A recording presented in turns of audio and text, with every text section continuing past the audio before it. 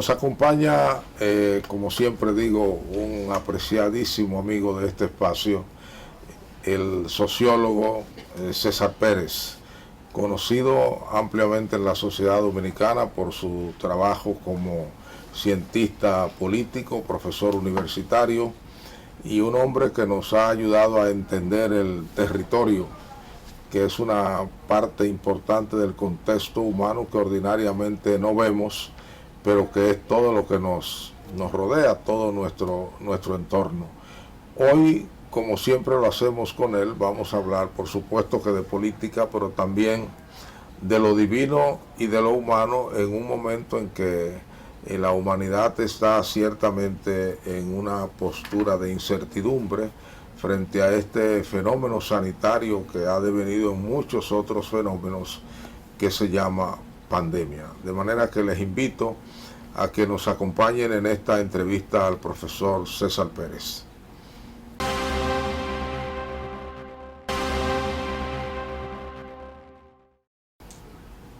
Profesor César Pérez, gracias por acompañarme. Teníamos unos días que no nos veíamos, pero con usted siempre tenemos la agradable sorpresa de que está igual. Usted ni adelgaza, ni engorda, ni en pandemia, ni fuera de la pandemia.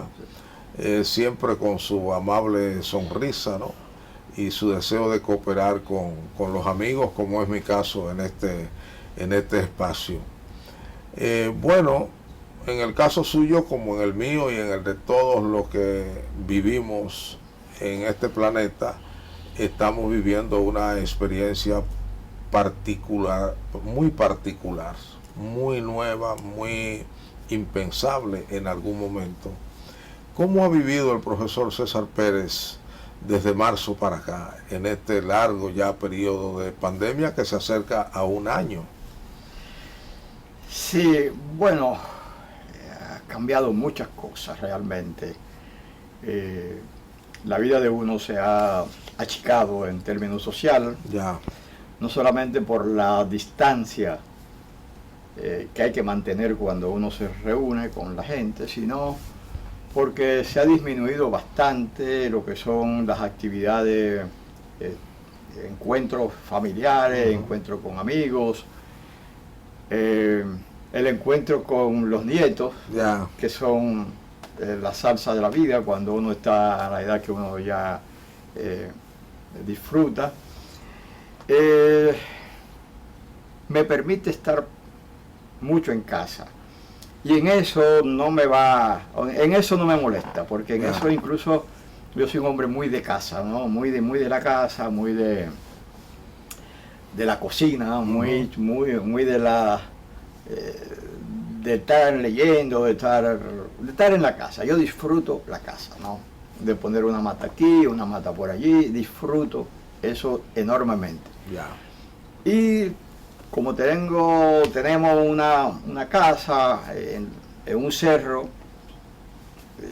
cerca en San Cristóbal, pasamos algunos momentos allí cultivando. Con más libertad, ¿no? Sí, cultivando, algunas veces van los amigos, van los nietos, las hijas, y realmente lo que me ha molestado, o sea, donde me ha golpeado es en la limitación de las relaciones interpersonales.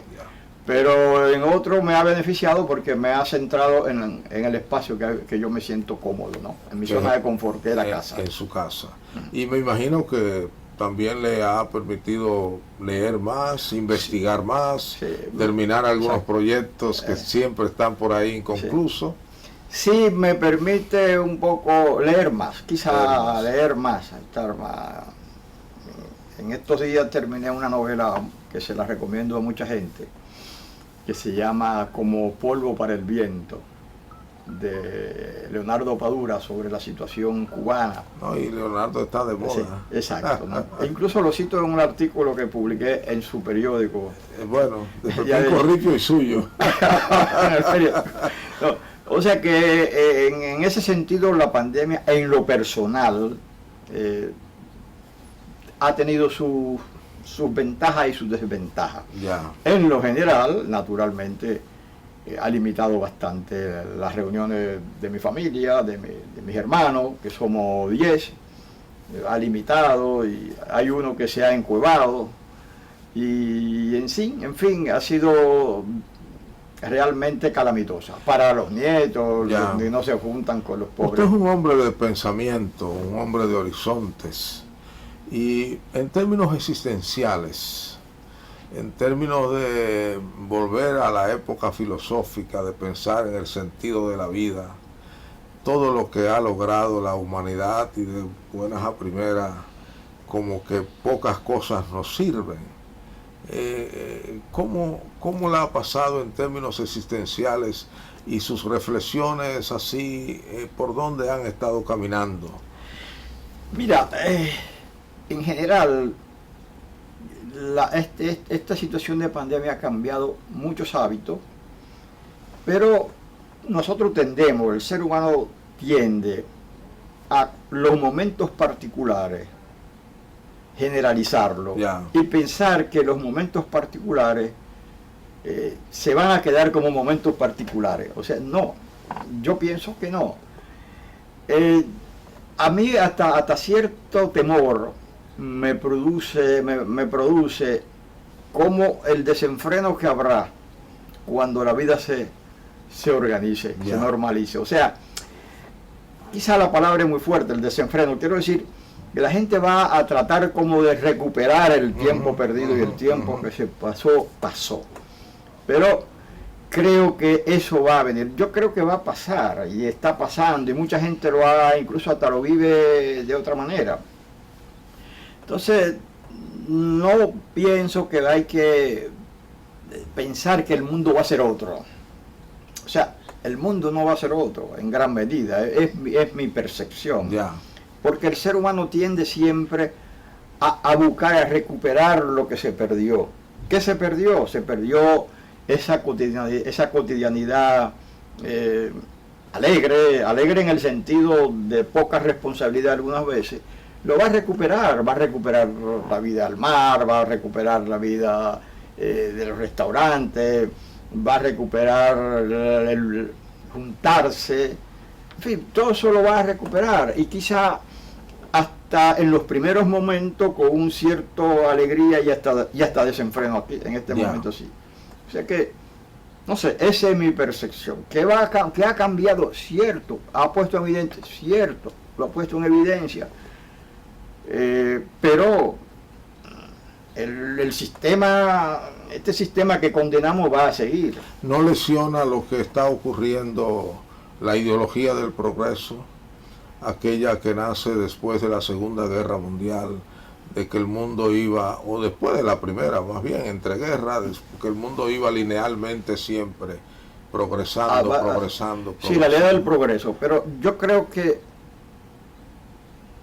sí, la ley del progreso me parece que hay siempre un cambio, ¿no? Siempre hay cambio. Ahora, los cambios no siempre son en beneficio de las grandes mayorías.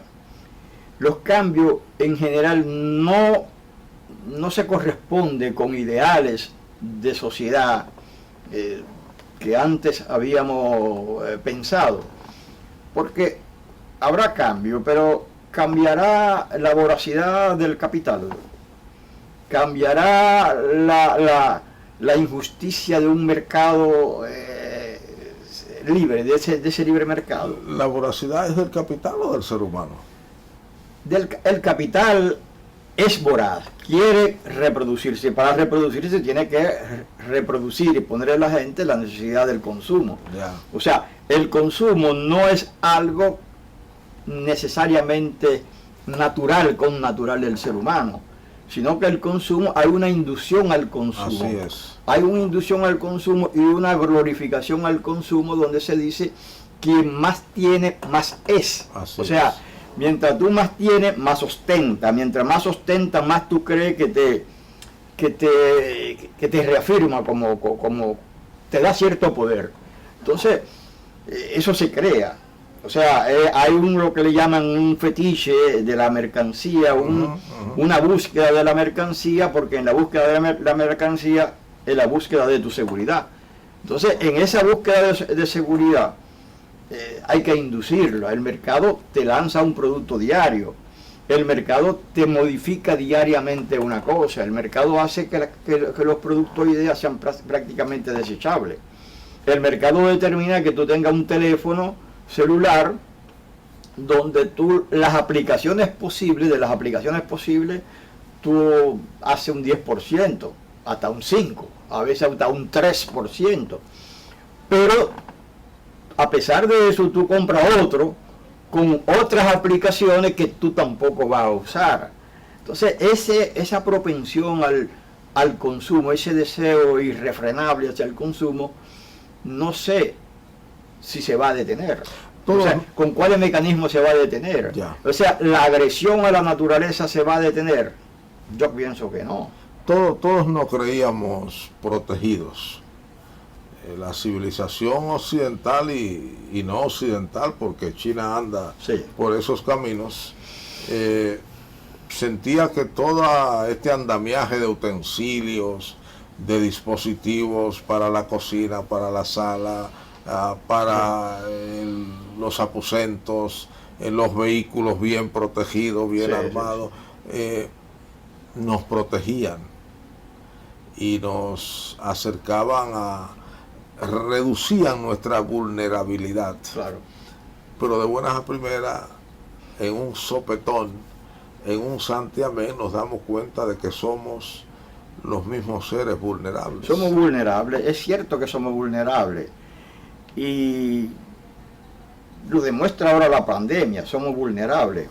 Mucho más vulnerables los vulnerables, los pobres son los más vulnerables. Ahora estamos con la vacuna. Ya mucha gente se ha vacunado, la compra al precio que sea. Sí, sí. Entonces, hay gente dominicana que va afuera a vacunarse. Ya puede. Yo quisiera comprarla aquí. Ya, entonces, pero quienes no van a poder, bueno, quienes no han podido nunca. Exacto. Tendremos un sistema que le dará esa posibilidad.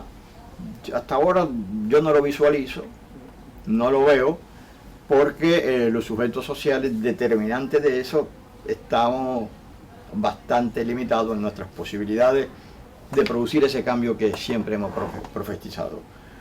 Quizá se podrá decir que pesimista, bueno, el pesimista no es tú no ver una cosa, o sea, yo no veo eso. ¿Por qué? Porque lo que me está diciendo es que esta pandemia está demostrando la vulnerabilidad de la gente y la incapacidad de los estados de someter, por ejemplo, a obediencia a las grandes multinacionales, que son las que se están aprovechando, con las grandes multinacionales de la medicina que se están aprovechando de esto.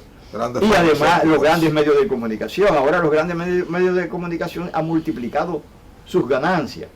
Por lo cual, los no tradicionales. Los no tradicionales, o sea, los no tradicionales han multiplicado su ganancia, o sea, el enriquecimiento. Los medios digitales. Claro, entonces ha aparecido un nuevo grupo empresarial rico que en gran medida se impone sobre otros. Eso va a liberalizar. Hasta ahora no se vislumbra.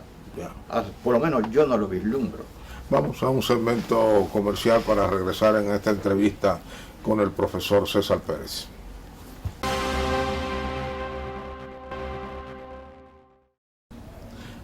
Profesor César Pérez, después de la Segunda Guerra Mundial, una gran frustración y una gran incertidumbre se adueñó, se aposentó en la intelectualidad más sobresaliente del mundo, que estaba en Europa, y en Europa, en Francia.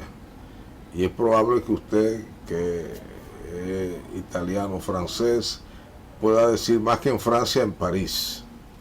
Incluso el existencialismo se desarrolla en ese periodo.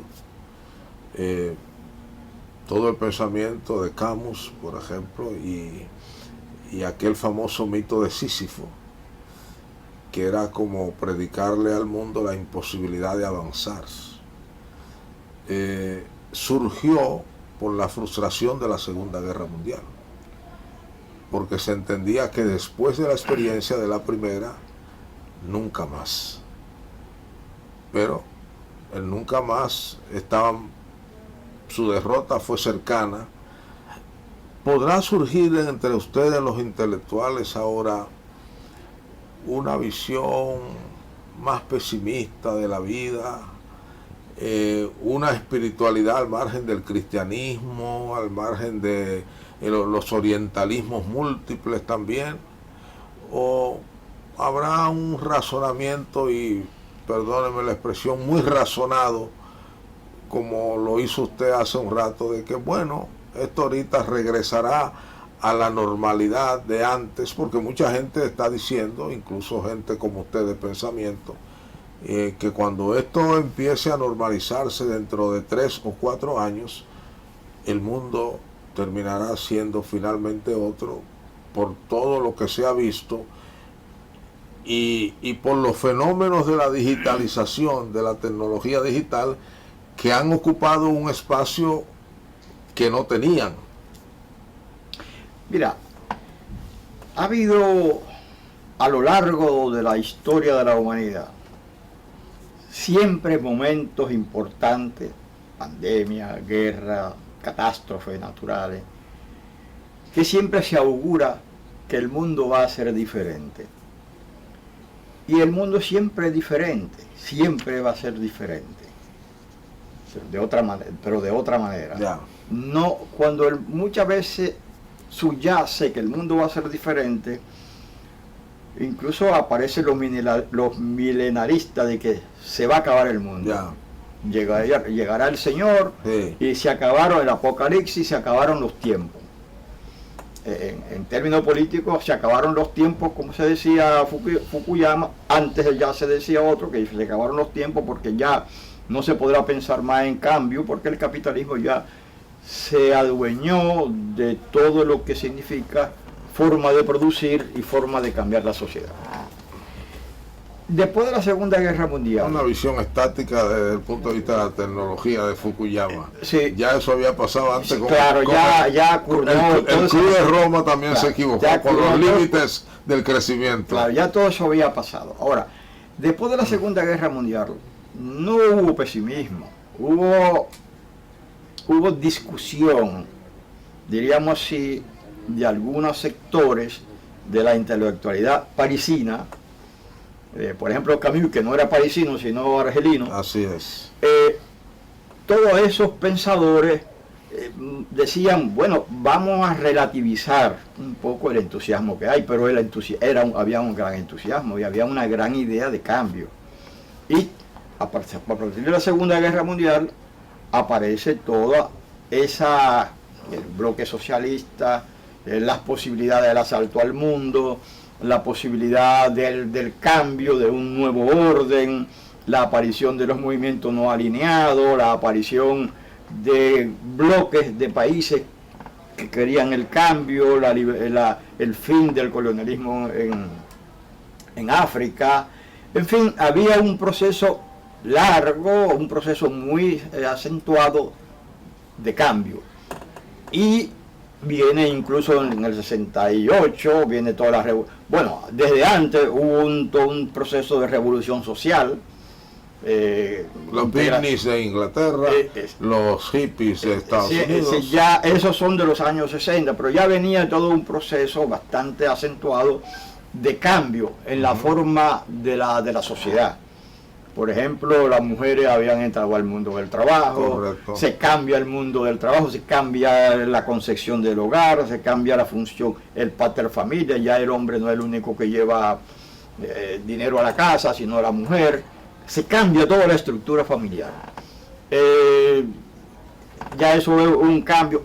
La cantidad de personas que va a la universidad se incrementa. En los años 30, 40, en Inglaterra eran 100.000 estudiantes universitarios. La UAS hoy tiene 200.000.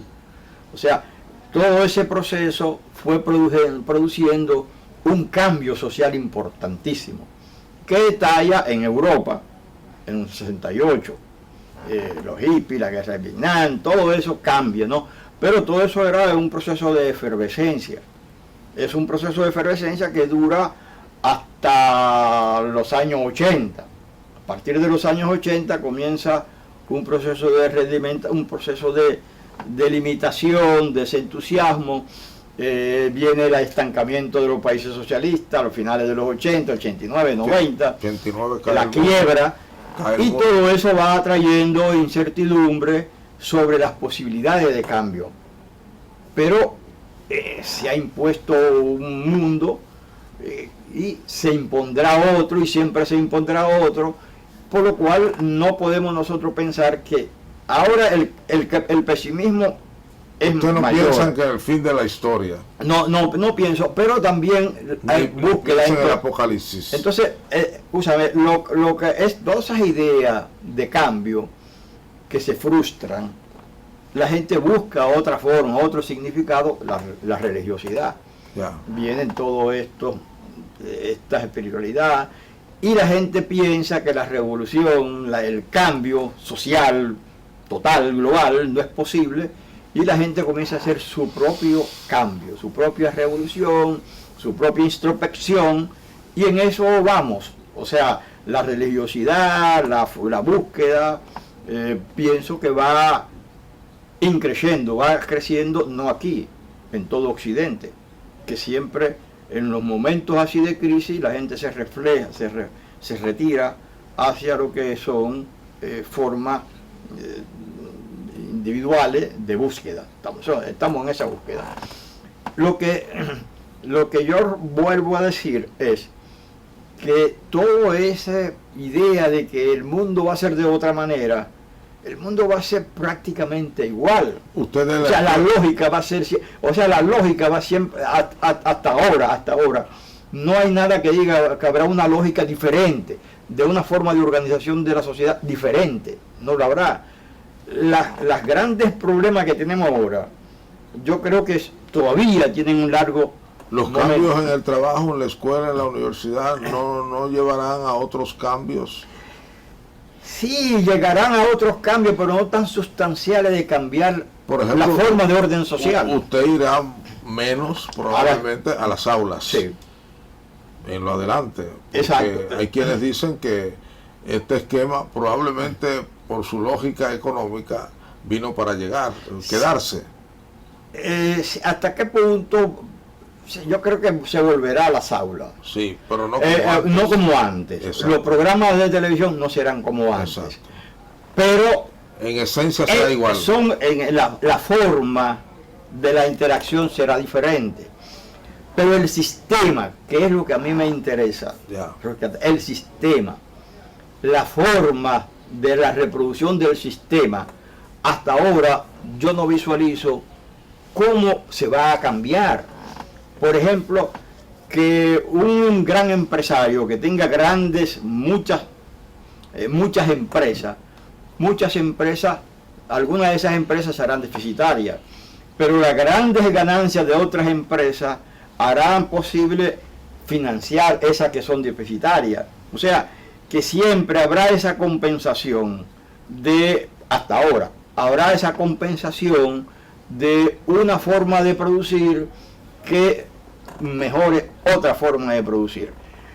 Han cambiado muchas cosas, por ejemplo, hablamos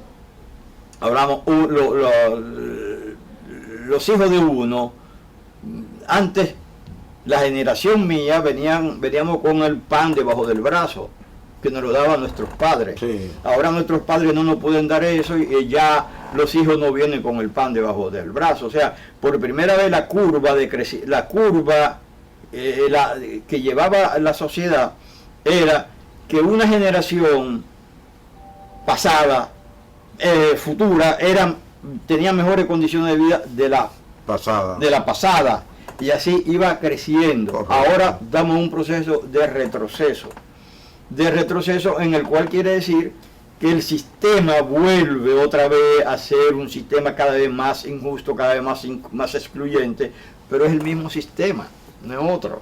Ya, usted no ve entonces, digamos, en el lenguaje o en el razonamiento suyo, porque habló ahorita del fetichismo, nos recordó sus lecturas antiguas, ¿no? La lectura del fetichismo, de la mercancía del amigo. Todavía.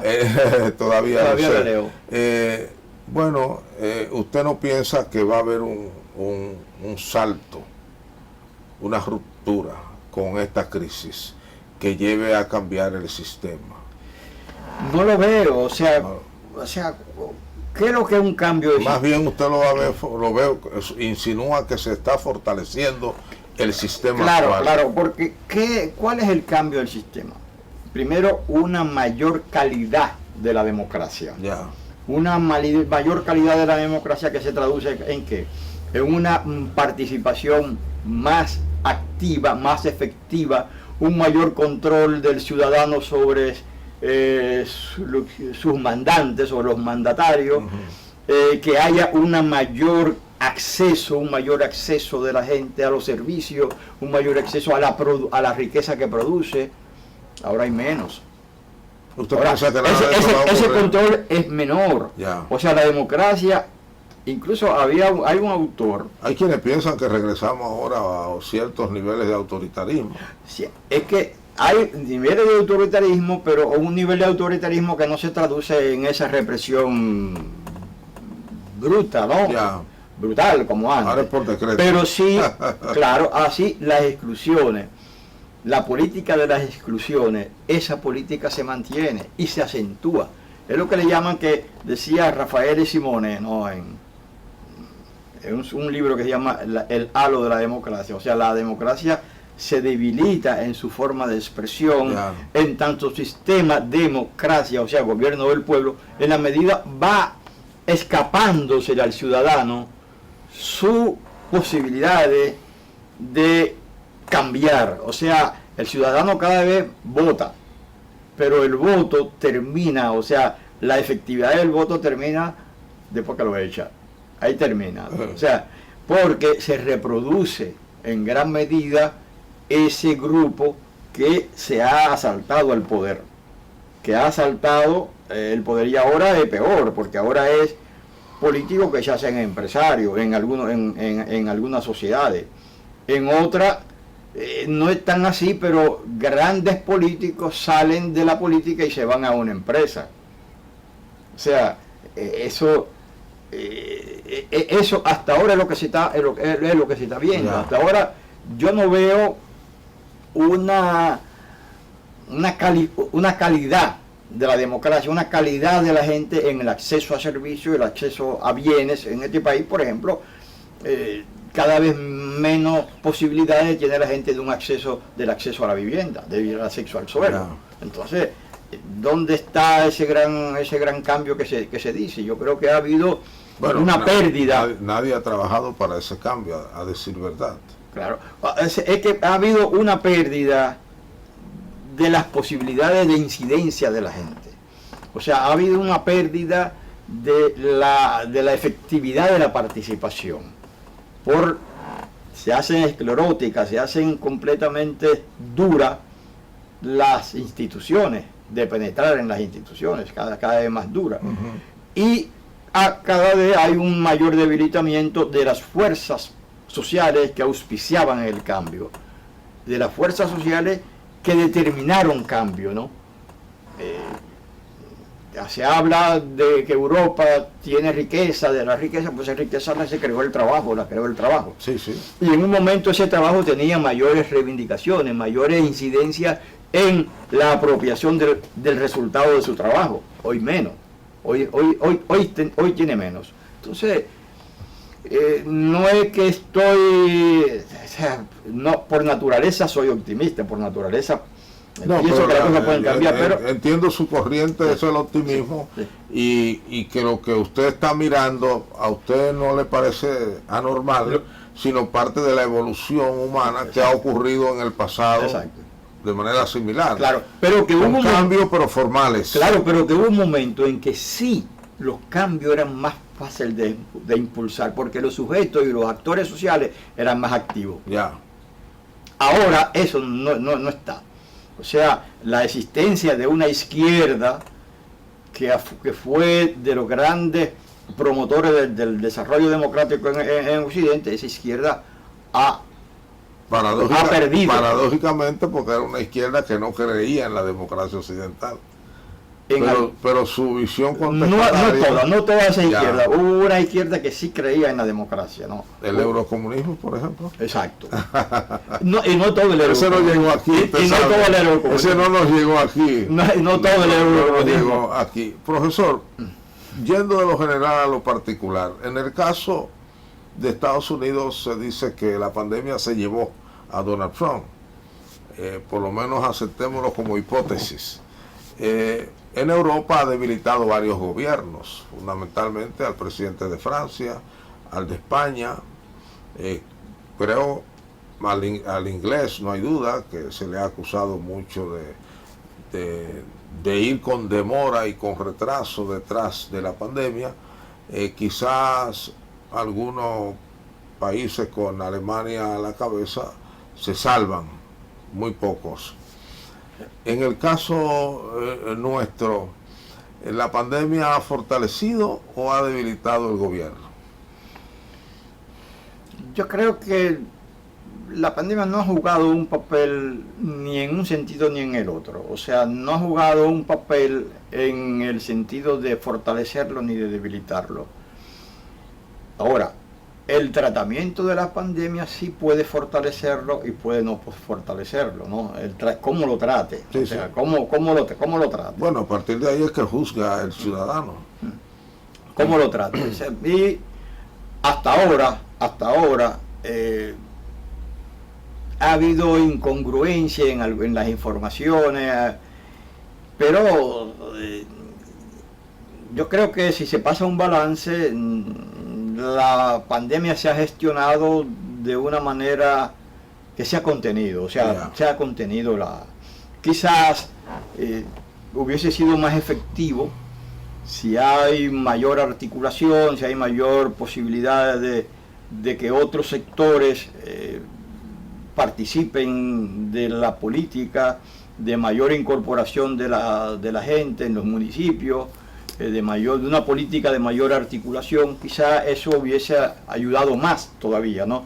Pero no pienso yo que se podría decir que en esta situación de rebrote que ha sido importante y ha habido aquí, se ha incrementado, yo creo que sería injusto decir que no se ha manejado con que se ha limitado, se ha contenido esa propagación, que sí se ha hecho mucho más ostensible, mucho más claro en otros países, incluso países de mayores recursos, como los Estados Unidos, como Francia sobre todo, como Inglaterra.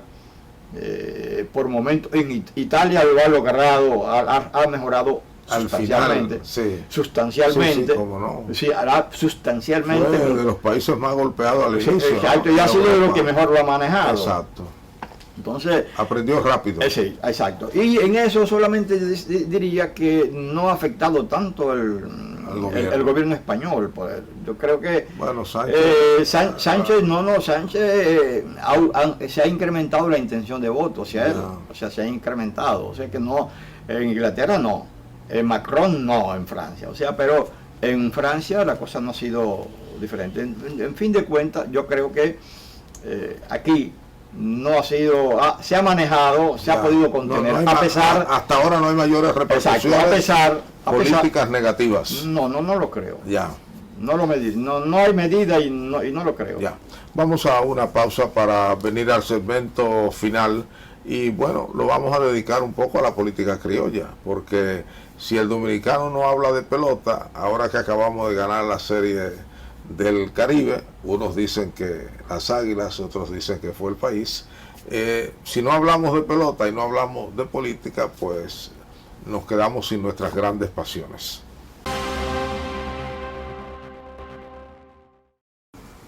Profesor César Pérez, bueno, usted, la gente casi lo conoce más como politólogo que como sociólogo, aunque una cosa no existe sin la otra, ¿no?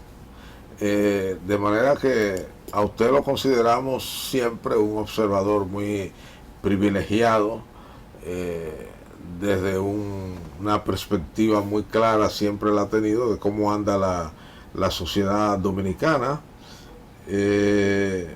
Yo creo que usted podría ayudarnos a comprender cómo anda el gobierno. Lo primero es que el gobierno tiene como una tensión interna entre querer mantener su propuesta de gobierno, de campaña, su programa de gobierno, y al mismo tiempo atender la pandemia, como sin darse cuenta. Uno a veces tiene la idea como que el gobierno no se da cuenta de que no es posible implementar en estos momentos su programa de gobierno. Como que tiene esa tensión. Primero una aclaración. Existe una especialización que se llama sociología política. Ya.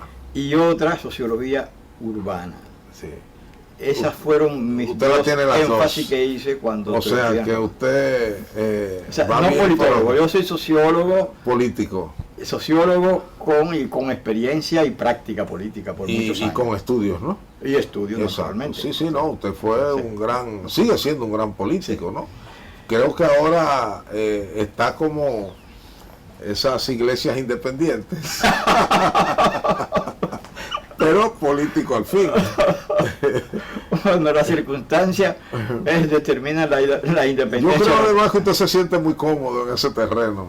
Que me siento. Sí, cómodo en el terreno de ser un hombre sin partido propiamente. Es decir, no tiene que someterse a la rigidez esquemática que siempre es la doctrina partidaria. Sí.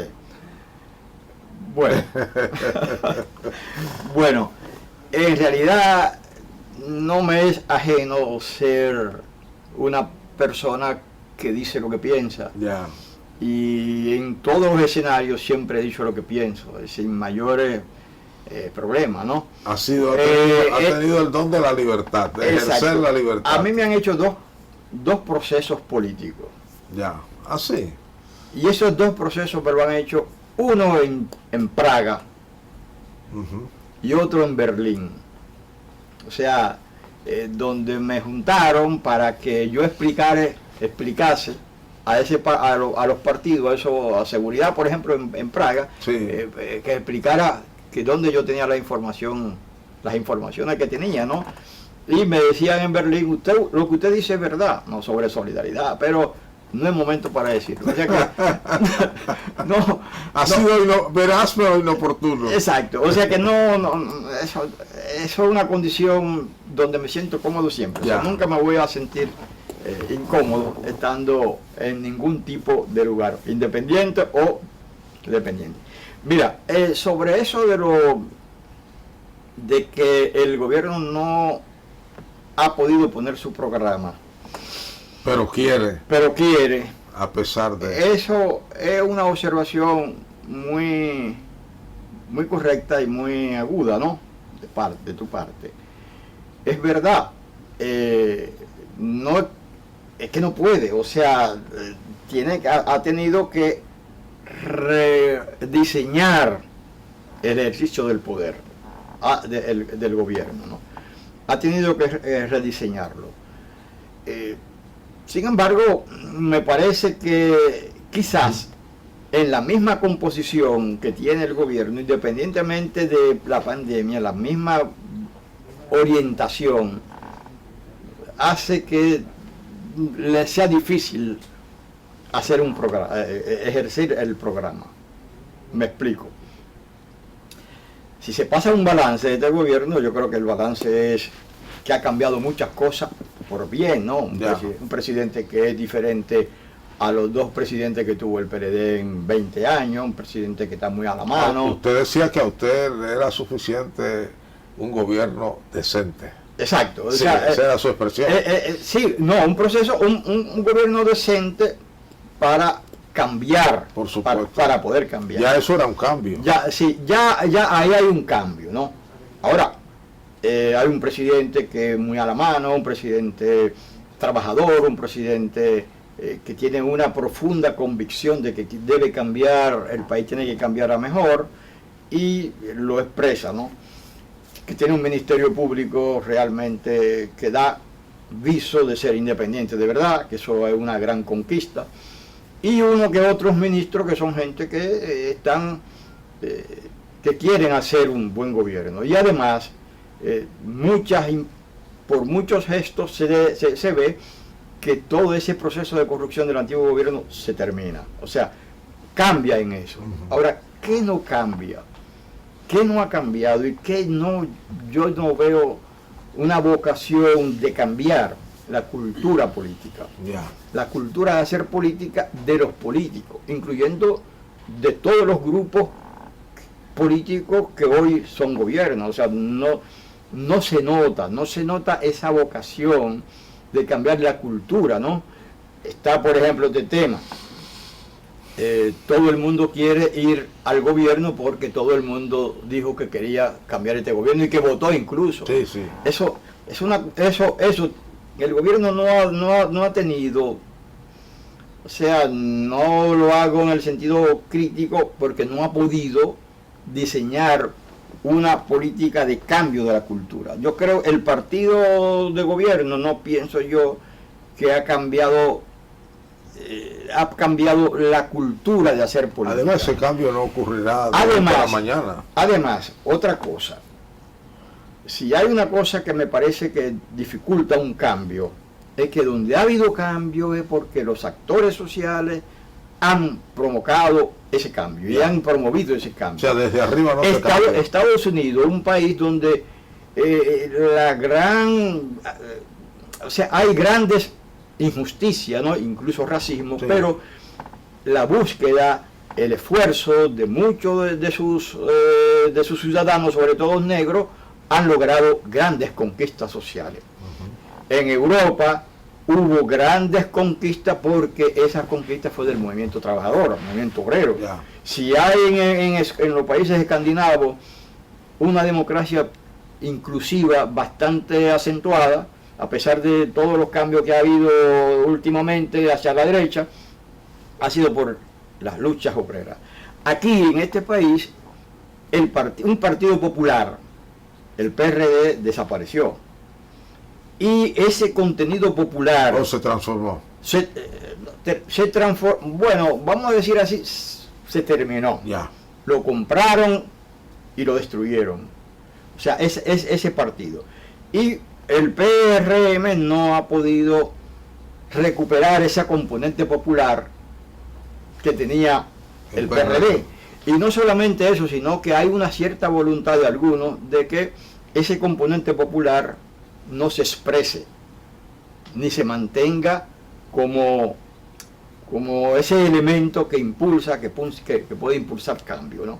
Entonces, ahí es donde yo pienso que está el gran problema de este gobierno. También una presencia, para mi gusto, bastante acentuada de sectores que nada tienen que ver con lo popular y sectores muy conservadores, sectores hasta de derecha, que sí están, que tienen posibilidades de incidir en las orientaciones del gobierno. No existe, considerando que en el sistema nuestro, esos grupos, digamos, grupos económicos, grupos poderosos, son necesarios, porque sin ellos no se puede hacer el cambio.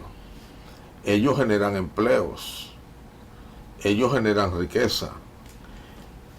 ¿Hasta dónde? No, le pregunto si no es posible que en vez de ellos meter al gobierno en su filtro, sea el gobierno que los meta a ellos en el filtro del gobierno, como pasó en España, por ejemplo, y como hay un movimiento, incluso estructurado, de ricos que quieren pagar más impuestos en Estados Unidos. Sí, lo que volvemos siempre al punto, ¿no?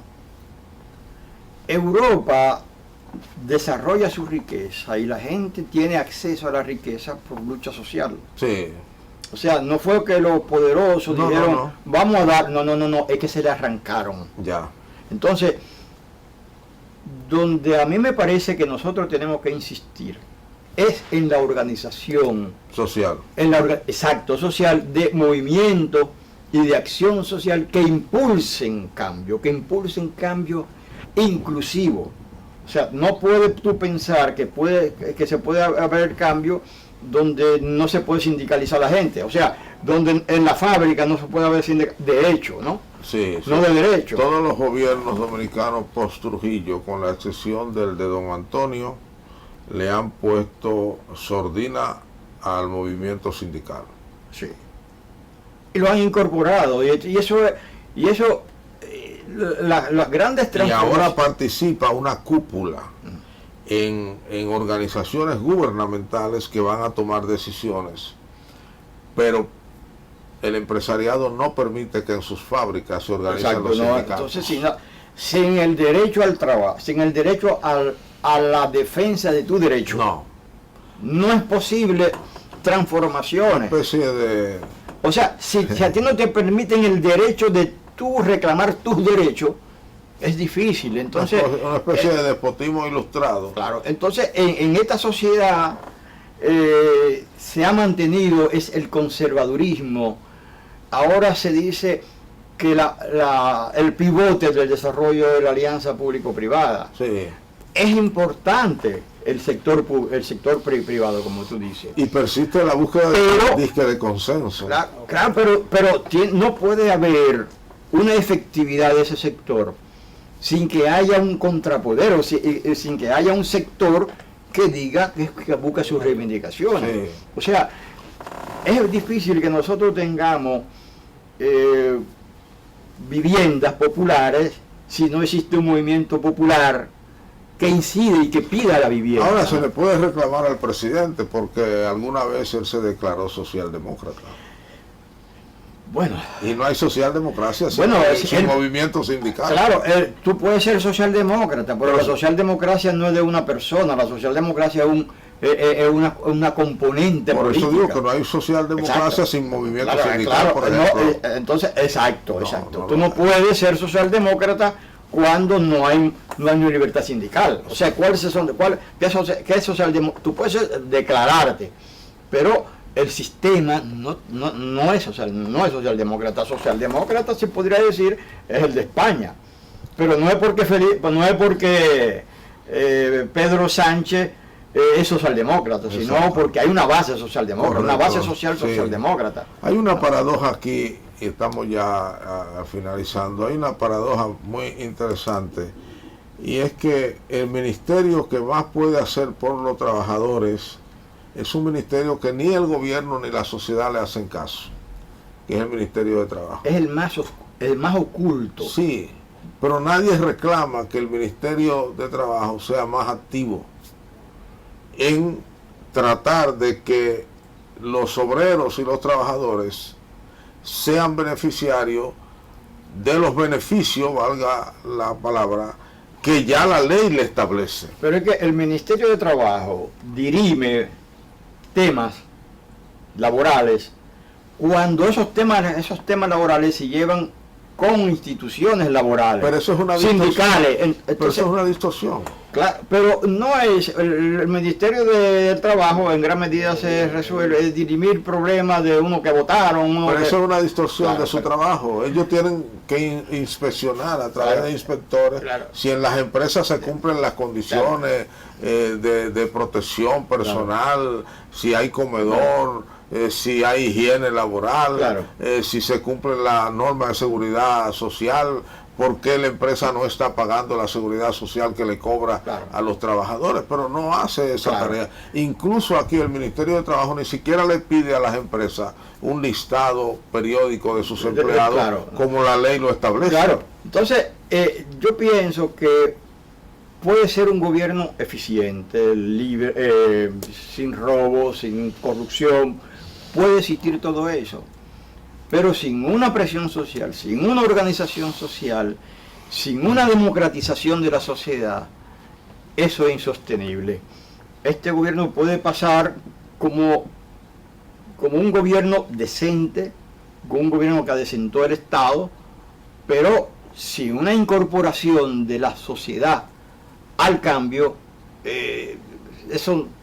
el próximo, sea este o sea otro, no verán los resultados, porque se necesita de ciudadanos. Si se necesita ciudadanos para crear una sociedad democrática, y la ciudadanía es reconocimiento y el ejercicio de derechos. Profesor César Pérez, muchísimas gracias. Usted, como siempre, ayudándonos a entender y a comprender estos temas sociales y sus repercusiones en todos nosotros, en los ciudadanos, y además poniendo sus puntualizaciones sobre cómo anda la política y particularmente cómo anda el gobierno. A ustedes, gracias por igual. Nos vemos en el próximo programa.